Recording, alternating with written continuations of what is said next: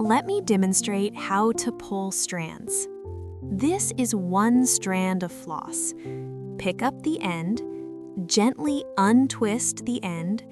You can see there are 6 strands inside.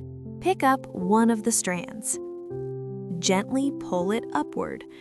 You can see during pulling, it bunches up here. This is normal, don't worry. Pull slowly.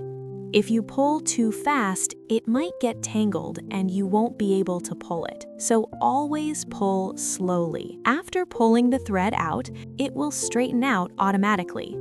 This is one strand we've pulled. If you need 3 strands, use the same method. From this floss, pull out 2 more strands.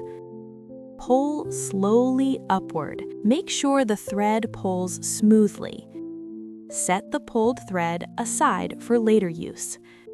Now pull the last strand. Each time, gently pull upward, not too fast. Take the 3 strands we've pulled and combine them together. Hold the ends and smooth them out. These are the 3 strands we've pulled. This is how to pull strands of floss.